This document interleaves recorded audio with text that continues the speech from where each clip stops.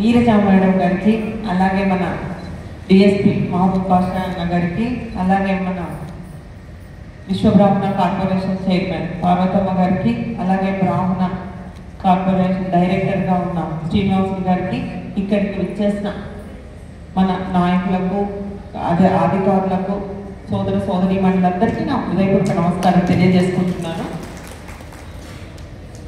మన కేంద్రంలో నరేంద్ర మోదీ గారు జిఎస్టి తగ్గించడం చాలా హర్షించదగ్గ విషయము. ముఖ్యంగా మనం గతంలో మనకి 5%, 12%, 18%, 28% 4 స్లాబ్లు ఉండేవి. ఇప్పుడు మనకు కేవలం 2 స్లాబ్లు మాత్రమే 5%, 18% మాత్రమే తీసుకొని రావడం జరిగింది.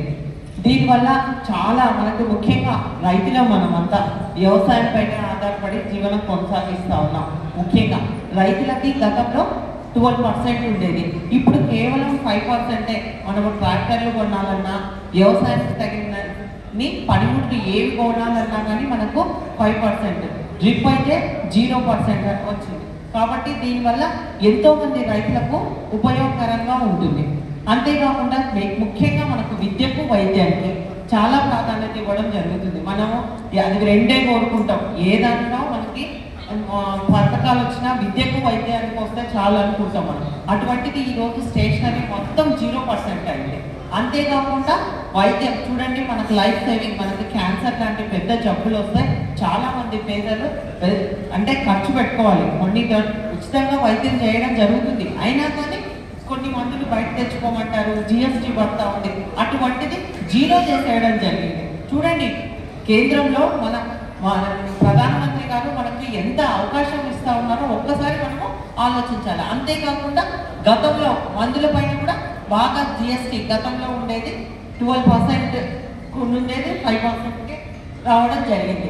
కాబట్టి ఇట్లా ప్రతి ఒక్కటి మనకు నిత్యావసర వస్తువుల ధరలు తగ్గాయి, అన్ని రకాలుగా. ఇప్పుడు చూడండి, ఏమన్నా స్కీమ్స్ ఇస్తే ప్రభుత్వం పథకాలు పెడుతుంది, దానివల్ల కొన్ని కుటుంబాలు కొందరు మాత్రమే బాగుపడతారు. ఇప్పుడు ఈ జిఎస్టీ తగ్గించడం వల్ల మొత్తం ప్రతి ఒక్కరు, అంటే మన దేశంలో ఉన్న ప్రతి ఒక్కరూ లబ్ధి పొందుతున్నారని ఈ సందర్భంగా నేను మీకు అందరికీ తెలియజేస్తాను.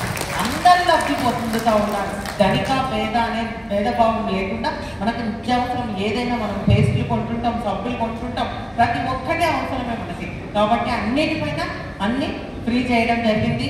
మనం ఈ గతంలో ఇప్పుడు బైక్లు కానీ, ట్రాక్టర్లు కానీ, అలాగే కార్లు కానీ ఇలాంటివి కూడా మనకు కనీసం అంటే 6,000 నుంచి 15,000 దాకా తగ్గుతూ ఉంది. ప్రతి ఒక్కటి ఏది కొన్నా చూడండి, అంటే గతంలో ఉన్న పాలకులను చూసాము, ఇప్పుడున్న ఇందాక మనకు మేడం చెప్పారు. మేడం చెప్పడం ఏముంది అంటే, మాకు కమిషనర్ గారు మాట్లాడితే ఒక్క ఆంధ్రప్రదేశ్లోనే మాత్రమే ఇటువంటి ప్రాబ్లమ్స్ మాకు అవేర్నెస్ తీసుకొస్తున్నారంటే మన ముఖ్యమంత్రి గారు ముందుగా విజనరీ లీడర్ ఆయన ప్రతి ఒక్కటి అందరికీ తెలియజేయాలి. అందరూ మాకు కూడా ప్రతిరోజు మీరు కార్యక్రమాలు చేయాలి. మేము కూడా రోజు నిత్యావసర వస్తువుల ధరలు ఎట్లా ఇస్తూ ఉన్నారు అవన్నీ ఒక పాంప్లెట్ తయారు చేసి వాళ్ళకు పెట్టారా లేదా అవన్నీ కూడా మేము చూస్తూ ఉన్నాం.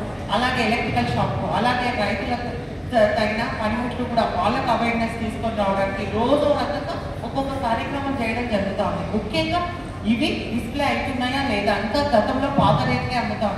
ఇప్పుడున్న స్టాక్ ఉండొచ్చు కొన్ని ఇన్స్టిట్యూట్, మనకి ఇందాక మనం స్టేషనరీ చూసాం, అంటే అంత స్టాక్ పాత ఉంది. కాబట్టి ఎక్కువ స్టాక్ ఉండడం వల్ల ఇప్పుడు 0% చేయడం వల్ల మేము అదనంగా ఒక 5% ఎక్కువ ఇస్తూ ఉన్నాం అంటున్నారు. అది అయిపోయిన తర్వాత ఖచ్చితంగా ఈ రేట్లన్నీ అమల్లోకి వస్తాయి. కాబట్టి ఇవన్నీ మనము అన్ని అంటే మనకు ముఖ్యంగా ప్రజల్లో అవేర్నెస్ తీసుకొని రావాలి. దీనివల్ల కొనుగోలు శక్తి పెరుగుతుంది. అంతేకాకుండా వ్యాపారస్తులకు కూడా వ్యాపారం ఇంకా బాగా జరుగుతుంది. మనం ఇప్పుడు మనకి 15,000 దగ్గర 10,000 అయితే 5,000తో మనం పొదుపు చేసుకోవచ్చు. ఇంకా మనకు కావాల్సిన వస్తువులను కూడా ఇంకా కొనుక్కోవడానికి కూడా అవకాశం ఉంటుంది. కాబట్టి ఇవన్నీ మీరు ఎట్లయితే ఈ డిపార్ట్మెంట్ వాళ్ళకి, మనకి ఇన్కమ్ ట్యాక్స్ డిపార్ట్మెంట్ వాళ్ళంతా ఈ డోర్ టు డోర్ తిరిగి ఎలా చేస్తూ ఉన్నారో అలాగే ప్రతి ఒక్కరూ మనం కూడా తెలిసిన వాళ్ళంతా కూడా చాలా మంది ప్రజలకు అవేర్నెస్ తీసుకొని రావాల్సిన బాధ్యత మన పైన ఉంది. మనం ఎప్పుడు ధరలు పెరగడమే చూసాం కానీ తగ్గడం అయితే ఎప్పుడు చూడలేదు. ఇది ఫస్ట్ టైం మనకి ప్రతి ఒక్క దానిపైన ఇంత పెద్ద ఎత్తున ధరలు తగ్గుతూ ఉన్నాయంటే ఇది మనకు సెంట్రల్లో మనకి ఎన్డీఏ గవర్నమెంట్ మోదీ గారే ఇది అమల్లో తీసుకొని వచ్చారు. కాబట్టి అందుకే మనకి మోదీ గారు ఈ జీవన ఉంది కాబట్టి అందరూ ఈ కార్యక్రమాన్ని విజయవంతం చేయవలసిందిగా కోరుతూ ఈ అవకాశం ఇచ్చిన మీకందరికీ నా హృదయపూర్వక ధన్యవాదాలు.